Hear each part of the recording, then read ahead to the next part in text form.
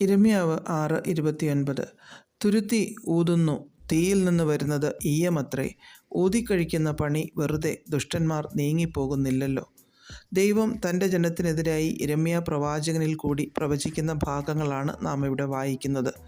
തൻ്റെ ജനത്തോട് വളരെയധികം പ്രാവശ്യം മടങ്ങി വരുവാൻ ആഹ്വാനം ചെയ്തിട്ടും അവർ മടങ്ങി വന്നില്ല. അവർ വിഗ്രഹാരാധനയിലും കഠിന ഹൃദയവുമായും ഒക്കെ മുന്നോട്ട് പോകുവാൻ ഇടയായിത്തീർന്നു. ജനങ്ങളെ ശുദ്ധീകരിക്കുവാൻ ദൈവം ചെയ്തതൊക്കെ പരാജയമായി തീർന്നു. വെള്ളി ഉരുക്കുന്ന ഒരു തട്ടാൻ്റെ ഉപമ ഇവിടെ ഉപയോഗിച്ചിരിക്കുന്നു. അഗ്നിയും കാറ്റും ഒക്കെ അടുപ്പിച്ചിട്ടും ജനങ്ങളിലെ അഴുക്ക് മാലിന്യം മാറാതെ അത് ആഴത്തിൽ പതിഞ്ഞിരുന്നു. ശക്തമായ പ്രവാചക മുന്നറിയിപ്പുകളെയാണ് ഇവിടെ തട്ടാൻ്റെ ഉലയിലെ അഗ്നിയും കാറ്റും ഒക്കെയായി ചിത്രീകരിച്ചിരിക്കുന്നത്.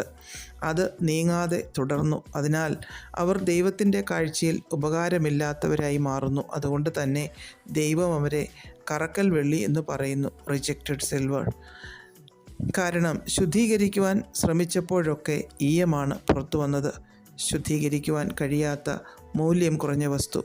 അവരുടെ ഹൃദയം കഠിനപ്പെട്ടു പോയതുകൊണ്ട് അവർക്ക് മാനസാന്തരപ്പെടുവാനും മടങ്ങി വരുവാനും കഴിഞ്ഞില്ല. മടങ്ങി വരാഞ്ഞത് മുഖാന്തരം രാജ്യവും ജനങ്ങളും ബാബിലോണിൻ്റെ അടിമത്തത്തിലേക്ക് പോകേണ്ടി വന്നു.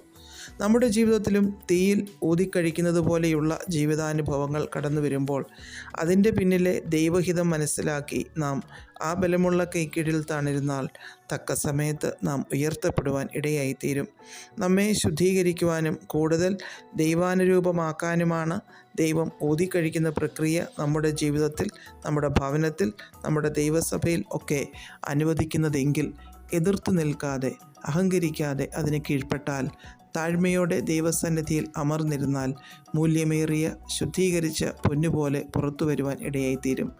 അല്ലാതെ ചെമ്പും ഇരുമ്പും പോലെ നാം കഠിന ഹൃദയരാകില്ല. ഹോശയ്യ 11:7 എൻ്റെ ജനം എന്നെ വിട്ടു പിന്തിരിവാൻ ഒരുങ്ങിയിരിക്കുന്നു, അവരെ മേലോട്ട് വിളിച്ചാലും ആരും നിവർന്നു നിൽക്കുന്നില്ല എന്ന് നാം വായിക്കുന്നു. 1 പത്രോസ് 4:12 പ്രിയമുള്ളവരെ, നിങ്ങൾക്ക് പരീക്ഷയ്ക്കായി സംഭവിച്ചിരിക്കുന്ന അഗ്നിശോധനയെങ്കിൽ ഒരു അപൂർവ കാര്യം നിങ്ങൾക്ക് വന്നുകൂടി എന്ന് വെച്ച് അതിശയിച്ചു പോകരുത്. നമ്മുടെ സകല നന്മകളുടെയും സന്തോഷത്തിൻ്റെയും സമൃദ്ധിയുടെയും മധ്യത്തിലും നാം എവിടെയൊക്കെ ദൈവത്തിങ്കിലേക്ക് മടങ്ങി വരണമെന്ന് ദൈവം ആഗ്രഹിക്കുന്നുവോ അവിടെയൊക്കെ നമുക്ക് മനസ്സോടെ മടങ്ങി വരാം. ദേശങ്ങൾ, കുടുംബങ്ങൾ, വ്യക്തികൾ ദൈവത്തിലേക്ക് മടങ്ങി വരുന്നതിന് നമ്മുടെ സമർപ്പണം ആവശ്യമാണെങ്കിൽ സന്തോഷപൂർവ്വം നമുക്കത് ഏറ്റെടുക്കാം. ദൈവപ്രീതി തേടുന്നവരായി മാറാം.